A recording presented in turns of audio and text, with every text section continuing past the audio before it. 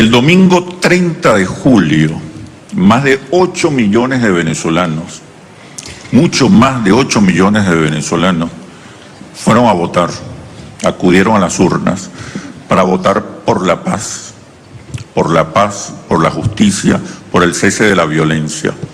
Definitivamente hubo un voto castigo contra la oposición y su plan insurreccional, su estrategia de caotización, neurotización y desintegración del Estado venezolano, del Estado-nación venezolano.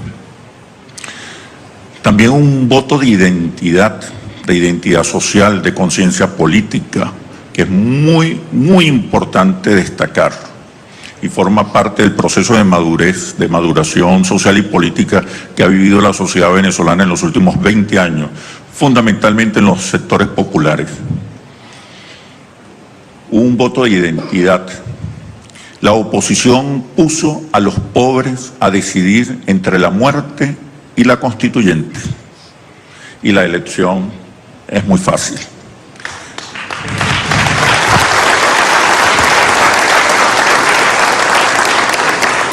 Pero también hubo un voto esperanzador.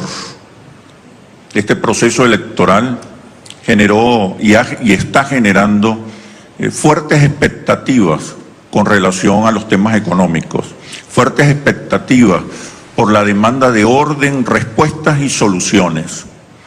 Durante 4 meses, la oposición colocó a la opinión venezolana o sacó el foco de la opinión pública de la economía a la guarimba. Hoy nuevamente el foco de los venezolanos, la principal atención de los venezolanos está en la economía. Hoy las demandas de soluciones y respuestas con respecto a los problemas de desabastecimiento e inflación se han acentuado. La luna de miel es corta. Muy pronto observaremos con mucha mayor intensidad estas demandas muy cerca de nosotros como constituyentes, y hay que darles respuestas y soluciones a los venezolanos. El foco vuelve a estar en la gestión, el foco vuelve a estar en la economía, el foco vuelve a estar en la esperanza. Los constituyentes tenemos no solamente el deber, la obligación, la urgencia de proponer, contribuir con la solución de estos problemas. Y es lo que el pueblo venezolano está esperando. 8 de cada 10 venezolanos le preocupa más la economía que la política. Esto de ninguna manera puede ser visto como un proceso de desideologización o despolitización o desmovilización.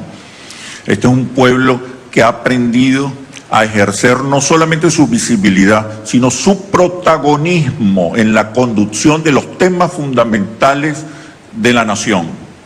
Los sectores populares tienen hoy un protagonismo fundamental. Les preocupa la economía, pero no dejan de entenderla como un proceso de decisiones políticas. Para eso incluso votan, para decidir, esperan calmados, pacientes, con sentido de la oportunidad, esperan su momento y votan y deciden. Esto es un rasgo fundamental de este proceso político venezolano de los últimos 20 años.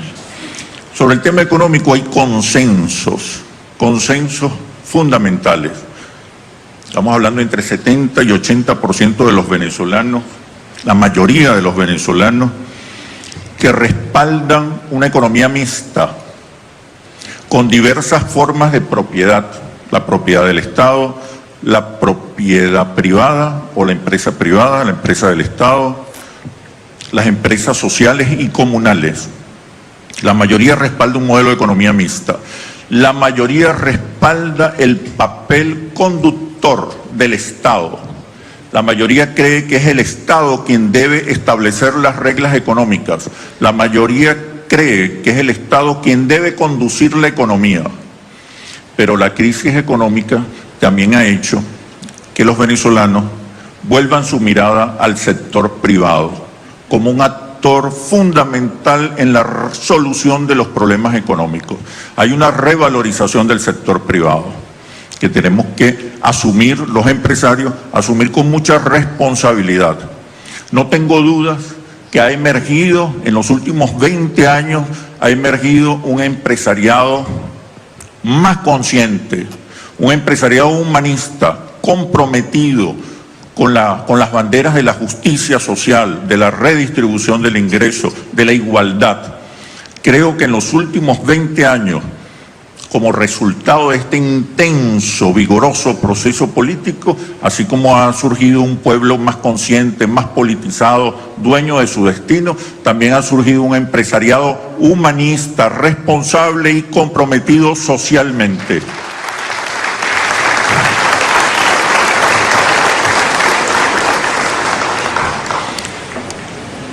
Creo que llegó la etapa de los consensos, de la concertación, sobre todo en el campo económico, tal como lo está demandando la mayoría de los venezolanos. La mayoría de los venezolanos creen en el diálogo, en la construcción de consensos, en los acuerdos, sobre todo cuando se trata de aportar respuestas y soluciones.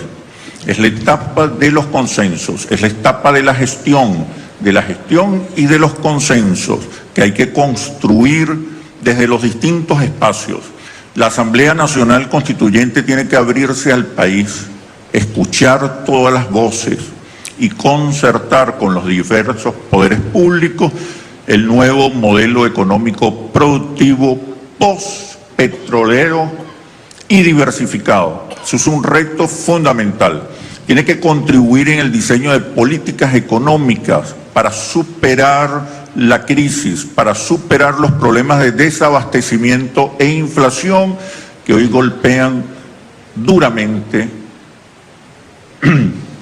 a los sectores más vulnerables del país. La gente está sufriendo, no hay tiempo, hay que dar respuestas inmediatas. La gente está sufriendo por la inflación y el desabastecimiento.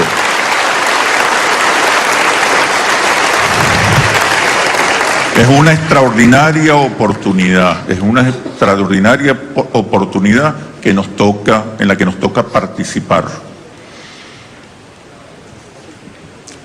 Modelo económico, políticas económicas y medidas urgentes concertadas.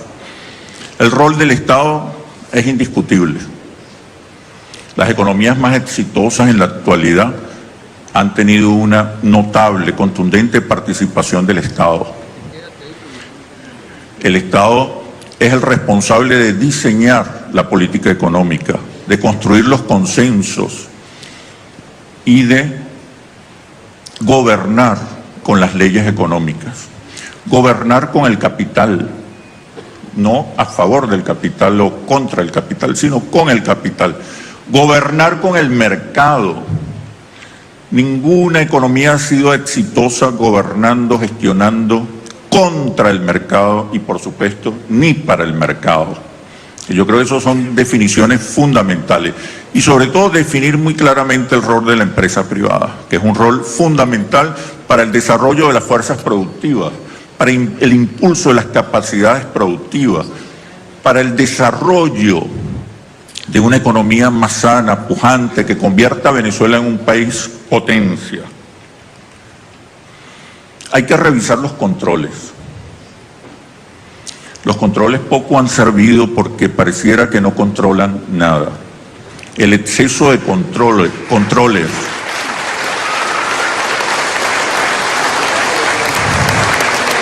El control cambiario no ha servido para controlar el precio del dólar. El control de precios no ha servido para controlar la inflación. Pero es que cuando los excesivos controles se presentan y se prolongan en el tiempo, generan distorsiones, generan corrupción, ineficiencia e improductividad.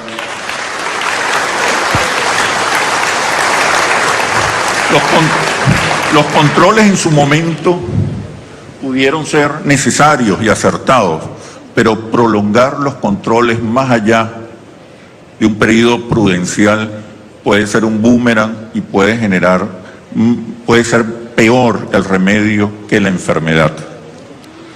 Hay que trabajar con las leyes económicas. No se puede ir en contra de las leyes económicas, de las leyes del mercado.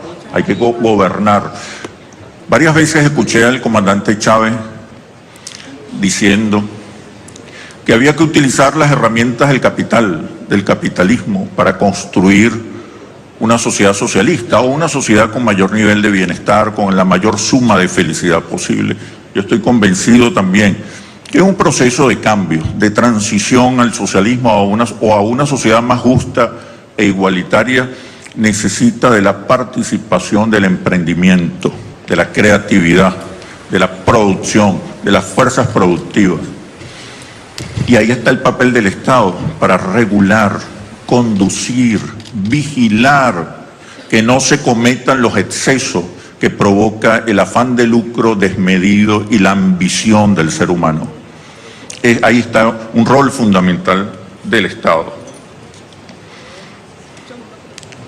He escuchado varias veces durante las últimas sesiones de la Asamblea Nacional Constituyente que estamos haciendo historia. Yo prefiero decir, lo cual es muy legítimo, estamos haciendo historia realmente, pero no queremos que nos lean en los libros de historia. Queremos que los venezolanos sientan el presente, queremos que los venezolanos sientan nuestra presencia junto a ellos para resolver los problemas. Porque en definitiva, lo que estamos haciendo también es escribir el futuro. Bienvenidos al futuro, amigos, amigas. Pero para eso es necesario y es fundamental que podamos nosotros dar énfasis a algunos elementos que trancan o que no permiten mejor el avance y el desarrollo de las fuerzas productivas nacionales. Estamos hablando del acceso a materias primas, a insumos. ¿Cuánto nos afecta a las pequeñas empresas y fundamentalmente al poder popular y a la economía familiar el desarrollo de su actividad productiva por no tener un acceso real, garantizado, estable, sistemático de los insumos necesarios para la producción? Ahí hay un tema elemental y fundamental en donde tenemos nosotros como gobierno nacional, en donde tenemos nosotros como empresarios y empresarias y como poder popular poner el énfasis, lograr que efectivamente haya un sistema de suministros de materia prima e insumos a los pequeños y medianos actores de la economía venezolana, donde se incorpora el poder popular. Sin duda. Compatriota Tarek El-Aissami, vicepresidente ejecutivo, demás compatriotas del gabinete que acompañaba al presidente, hermanos constituyentes, hermanos empresarios. Yo creo que voy a comenzar por señalar que estamos en la responsabilidad de hacer un balance de lo que hemos transitado y echar las bases del futuro, echar las bases del camino que debemos transitar. El régimen socioeconómico de la República Bolivariana de Venezuela se fundamenta en los principios de justicia social, democracia, eficiencia, libre competencia, protección del ambiente, productividad y solidaridad, a los fines de asegurar el desarrollo humano integral y una existencia digna y provechosa para la colectividad. El Estado, conjuntamente con la iniciativa privada, promoverá el desarrollo armónico de la economía nacional con el fin de generar fuentes de trabajo, alto valor agregado nacional, elevar el nivel de vida de la población, fortalecer la soberanía económica del país, garantizando la seguridad jurídica, solidez, dinamismo, sustentabilidad, permanencia y equidad del crecimiento de la economía para lograr una justa distribución de la riqueza mediante la planificación estratégica, democrática, participativa y de consulta abierta. Yo invitaría a que hiciéramos un balance de esto. ¿Cuánto de estas orientaciones cumplió el Estado y cuánto de estas orientaciones fueron incumplidas por el sector de la economía que está en el campo privado? Por eso no es un momento de pasar factura, es un momento de hacer un balance y reorientar el camino por donde debemos ir. Pero yo hago esa reflexión. Con la Constitución de 1811 nace la República, pero esa República se pierde en 1811 y se sigue luchando y se conquista la de 1812 y también se pierde. Cuando Bolívar hace un balance, ¿por qué se pierde la República? Son muchas las causas, pero una de ellas es que ningún país solo alcanza su independencia. Por eso Bolívar se vio obligado con la conquista de Guayana a convocar a la Constitución de Angostura. Y hubo muchos cambios, pero uno de ellos es el nacimiento de la Gran Colombia, para ir más allá de nuestra frontera en el proceso de liberar la patria. Por eso el mismo Bolívar de la Constitución de 1811 es el mismo Bolívar de la Constitución de 1819, pero necesitaba nuevos espacios, nuevos horizontes por donde transitar. Nosotros tenemos una constitución primaria que es la Constitución del 99, la Constitución de Hugo Chávez, de este pueblo. Y esta Constitución es hora, después de transitar 17 años del cual nos sentimos orgullosos y debemos sentirnos orgullosos. Nosotros priorizamos lo social. Este país, cuando llegó Chávez y aprobamos esta Constitución, si no hubiésemos atendido la coyuntura de lo social, de la demanda social, no estaríamos aquí hoy. Nosotros estamos aquí hoy porque de 300.000 pensionados que teníamos, llegamos a 3.200.000 pensionados. Nosotros estamos aquí hoy porque con un déficit de 3 millones de viviendas que tenía nuestro pueblo, ¿verdad? Bueno, 1.630.000 viviendas ya están en manos del pueblo y seguimos trabajando. Nosotros estamos aquí hoy porque teníamos 300.000 estudiantes universitarios y vamos rumbo a los 3 millones. Si no, en la lucha por el cupo, no tuviésemos la población juvenil que tiene el país hoy porque hubiese sido acribillada como era atacada en las calles. Entonces, yo quiero hacer estos señalamientos. Teníamos el 64% de pobreza y estamos en el 19%. Teníamos el 34% de pobreza extrema y estamos en el 4.5% de pobreza extrema. Vean ustedes, lo social, si algo debemos en este balance sentirnos orgullosos, es de los alcances de los indicadores sociales que nos llevaron de un país con un índice de desarrollo humano medio a un índice con un país de desarrollo humano alto. Este país, que es el menos desigual de la región, este país, los indicadores sociales nos hacen sentir orgullosos. Cuando aprobamos esta Constitución, nosotros teníamos el desarrollo pleno de una economía rentista y petrolera. Hoy tenemos que hacer un balance. Y cuando hacemos el balance del económico, el presidente Maduro hizo ese balance y nos dijo: señores, hay un agotamiento real del modelo económico. Esa es la primera realidad. Se agotó el modelo petrolero económico rentista, que no quiere decir que se acabó el petróleo, ojo. Nosotros vamos a seguir siendo por muchos años un país petrolero, pero a lo mejor el petróleo no va a tener el mismo peso en la economía que tuvo a través de la historia de Venezuela. Vamos a seguir siendo un país petrolero, pero no vamos a poder seguir continuando con el rentismo como modelo económico. Ahora, el modelo económico rentista no se agotó en forma natural.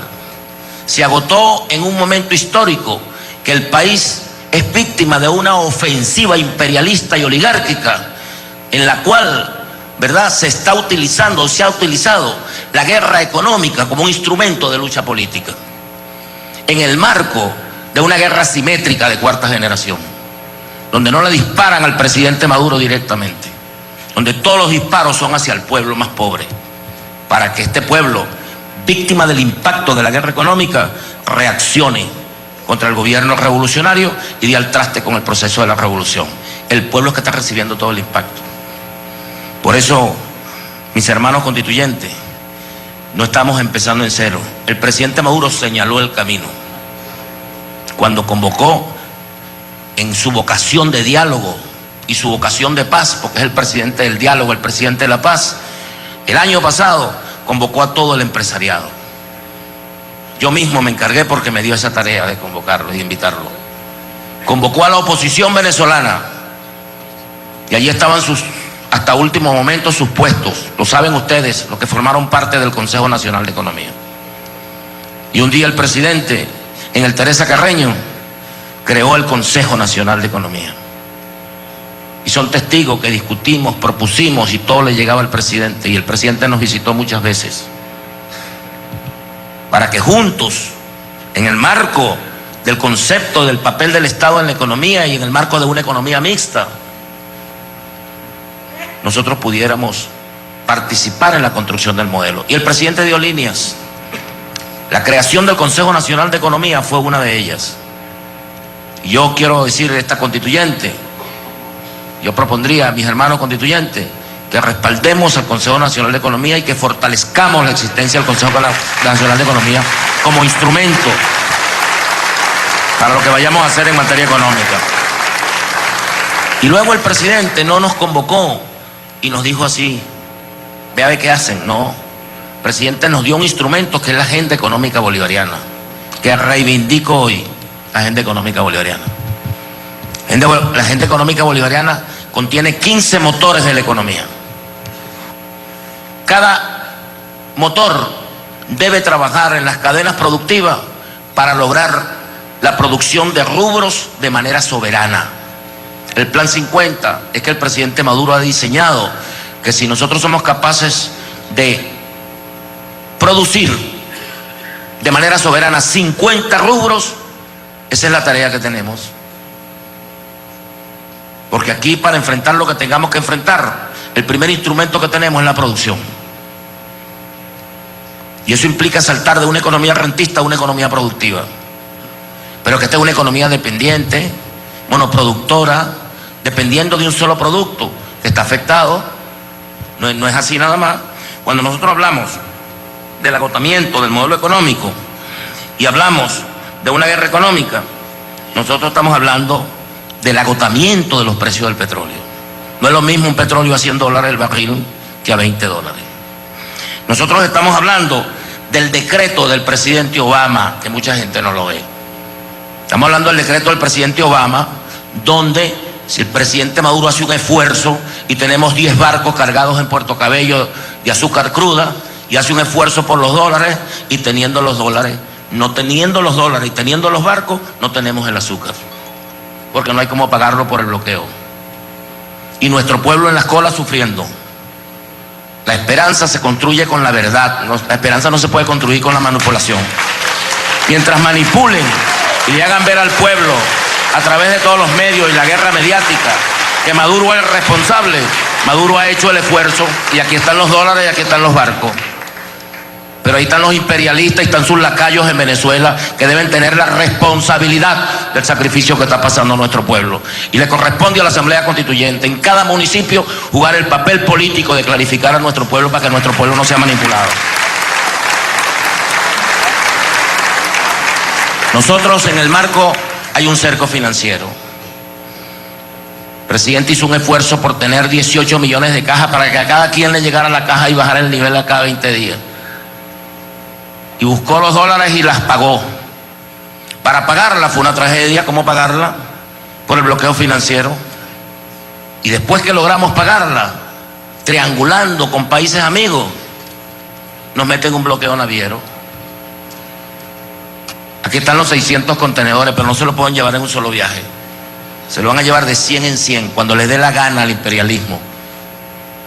Y nuestro pueblo tiene que saber eso, ¿verdad? Porque solo así atornillamos la esperanza de nuestro pueblo y lo incorporamos en esta batalla. El dólar today, la inflación. ¿La inflación es de Maduro o la inflación es de los imperialistas? ¿La inflación es de Maduro o la inflación es de los lacayos oligarcas que son títeres del imperialismo apátrida para enfrentar a nuestro pueblo? ¿Quiénes son los responsables de la pérdida del poder adquisitivo? ¿Maduro, que ha aumentado el sueldo a los trabajadores, o quienes vuelven el sueldo nada? Provocado, inducido, porque la inflación es inducida. Nadie puede justificar el monto de la política cambiaria en Venezuela. Nadie. Yo reto a que alguien me explique, pues, que me justifique la inflación en Venezuela. Que un dólar de 8.000 pase a 16.000, a 20.000. ¿Qué es eso? ¿Qué es eso? Eso no se explica sino por el imperialismo para buscar de tumbar a Maduro y acabar con la revolución bolivariana. Es un instrumento político. ¿Cómo peleamos con ese instrumento político? Yo creo que es el debate que tenemos que dar nosotros. El año pasado Los estudios econométricos señalaban que el 75% de la inflación en Venezuela era inducida. Hoy, yo no tengo las cifras, no voy a hablar irresponsablemente, pero estoy seguro que es más del 75%. Hoy, el efecto inducido de la inflación es mayor al del año pasado. De eso sí estoy seguro. Y aquí hubo, y lo demostramos, acaparamiento. Aquí hubo desabastecimiento inducido, solo con el método de la presentación. Todos esos elementos tienen que ver con la guerra económica, el riesgo país. Yo comenzaba con unos señores banqueros anteayer, y me decían, es inexplicable que Venezuela, que ha saldado la deuda, ha sido puntual en el pago de la deuda, Venezuela tenga el nivel de riesgo país que tiene Zimbabue. ¿Quién me explica eso, pues? Que alguien nos explique por qué el riesgo país en Venezuela es el mismo de Zimbabue, cuando Venezuela nunca ha dejado de pagar la deuda. Y no solo que no ha dejado de pagar la deuda, sino que tiene la mayor reserva petrolera del mundo. Y que seguro va a ser el segundo en el oro, seguro. Y las reservas de gas. Ese país que paga su deuda. Y cuando pagamos la deuda no es cualquier cómica, cuando pagamos la deuda estamos afectando la inversión en lo social y en la inversión en el pueblo. Ha sido puntual el presidente Maduro y el gobierno bolivariano. ¿Por qué el riesgo país? Porque las calificadoras pertenecen a los grandes centros financieros internacionales y la utilizan como un instrumento político para tumbar a Maduro. Nos dirigieron parte de la guerra económica donde más le duele al pueblo. Primero a los alimentos, la guerra económica. Golpeó los alimentos, golpeó la comida y la sigue golpeando. Porque ellos tienen una filosofía política imperialista alimentada por Henry Kissinger, que se la aplicaron a Allende. Ellos dicen, si quieres tener el control de los pueblos, contrólale la comida. Si quieres controlar a las naciones, contrólale la energía. Y si quieres controlar al mundo, controla el dinero. Por eso la dictadura del dólar. Por eso usted puede tener muchos bolívares, pero para salir de aquí necesita dólar. Y si no tiene los dólares, ve a ver qué hace con sus bolívares. Solamente valen en Venezuela. Y así controlan al mundo. Y controlan a los pueblos con el petróleo, con el gas. Y controlan a la gente con la comida. Y por eso golpean la comida, por eso el acaparamiento. Por eso nunca el pueblo ha distribuido los alimentos. La distribución de los alimentos en la colonia la tuvo la compañía guipuzcoana, porque era el imperio español. Hoy la Polar, porque es la burguesía venezolana que sigue insistiendo. Y ahí Maduro fue creativo y creó un instrumento que ojalá lo valoremos y ojalá lo terminemos de desarrollar, que es el CLAP. El instrumento, un sistema popular de distribución y producción de alimentos controlado por el pueblo de manera autónoma. Vean ustedes, luego vimos que los 15 motores estaban afectados por el acaparamiento. No el acaparamiento del que acapara una paca para revenderla, por el bachaqueo, no por el bachaquero que compra una paca de harina para vender kilito por kilito, sino que hay bachaqueo corporativo, hay acaparamiento corporativo. Había el manejo de los puertos y el control de los puertos. Tuvo que poner el presidente autoridad única en los puertos, porque veíamos que aquí se importaba y no llegaba al pueblo las importaciones, sino era para revender las importaciones aquí en un bachaqueo corporativo. Porque vimos que las cosas salían del puerto y no llegaban a la gente. Porque vimos que muchas empresas producían y los productos se iban a las islas del Caribe y a Colombia y no llegaban al pueblo. Los productos. Todo eso es parte del debate y que lo fuimos combatiendo. Y el presidente Maduro creó la GEMAS, la gran misión de abastecimiento soberano, con nuestras Fuerzas Armadas una vez más al servicio y al lado del pueblo. Luego, nosotros vimos, ¿verdad?, que no basta, sino que tiene que llegar el producto directamente a la gente. Directamente. Por eso es que él crea Maduro los CLAP. Yo decía en estos días, los CLAP tenemos que darle rango constitucional al CLAP. Y me decía un amigo, ustedes van a meter la bolsa en la Constitución. Yo le digo, no, los CLAS no son una bolsa. Los CLAS son un sistema de abastecimiento, de distribución y producción controlado por el pueblo. Y que ojalá distribuyéramos así. Pronto lo tendremos que hacer. Los alimentos, los medicamentos urgentes a las enfermedades crónicas. Y así a las madres parturientas, el CLAS materno. Vean, nos dimos cuenta que cuando aplicábamos sanciones e íbamos a una empresa que estaba acaparando, que estaba bachaqueando, nada hacíamos con tomar la empresa si no la podemos dirigir y no la podemos producir. Es fundamental, mis hermanos trabajadores, Willy, y todos los trabajadores que están aquí, muy importante que retomemos los CPT. Al CPT hay que darle rango constitucional. Rango constitucional.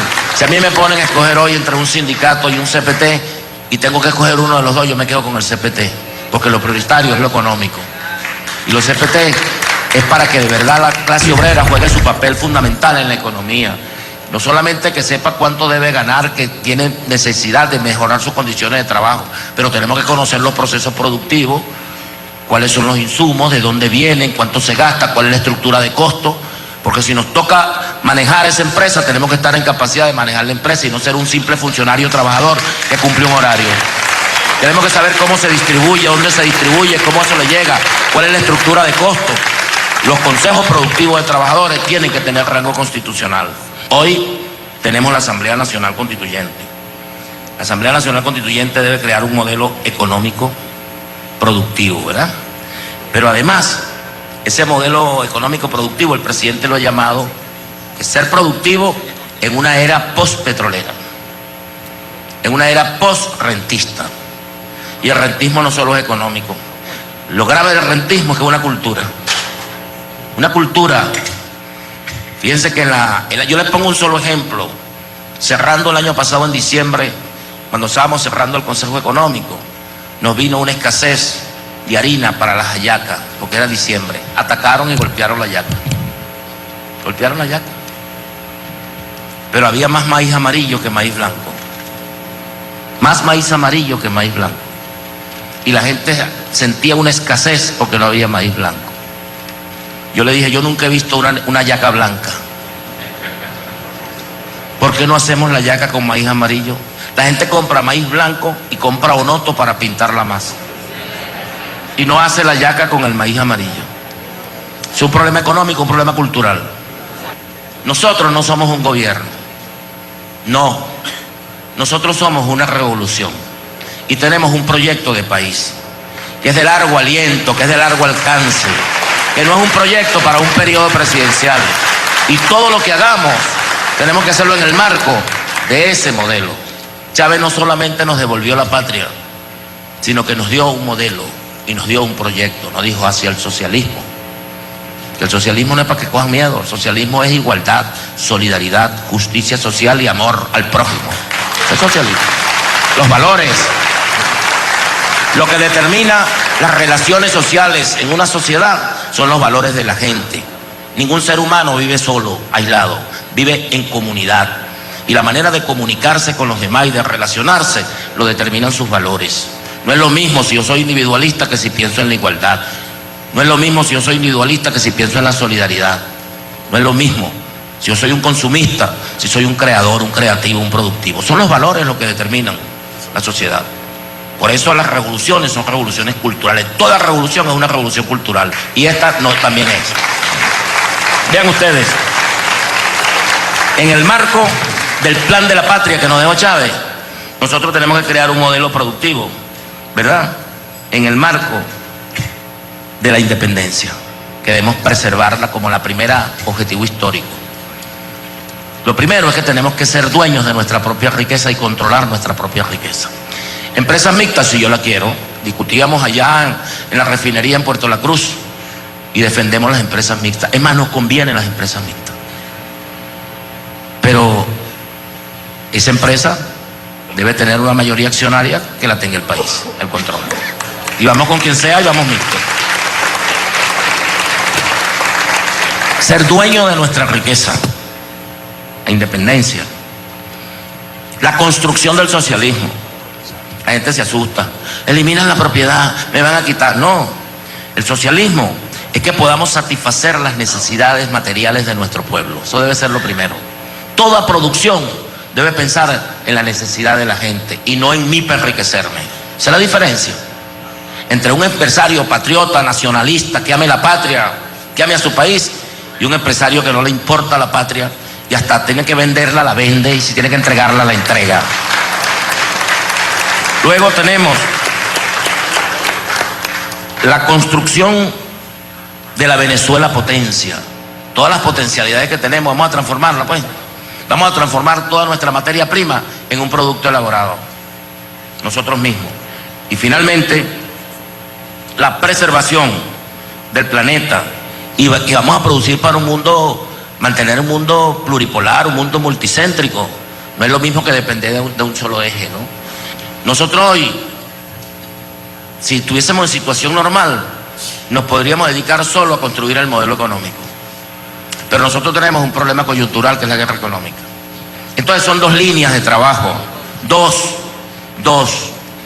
Es las acciones coyunturales. Hay que construir un plan de la coyuntura que enfrente la guerra económica.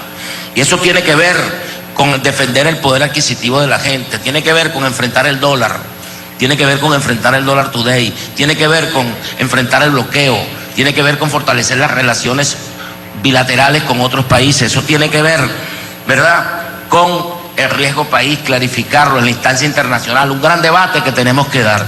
Tenemos que enfrentar la coyuntura y al mismo tiempo estamos obligados a construir, ¿verdad?, el nuevo modelo económico. Creo que son las dos tareas. Y esa tiene un gran objetivo: trabajar políticamente al mismo tiempo, manteniendo la esperanza de nuestro pueblo, trabajándole con la verdad, desenmascarando a los apátridas y a los enemigos de la patria. Tiene una tarea política, hermanos constituyentes, que es mantener la esperanza. Y tiene una tarea económica, que es construir el modelo y enfrentar la guerra económica. Que viva la patria. Muchas gracias.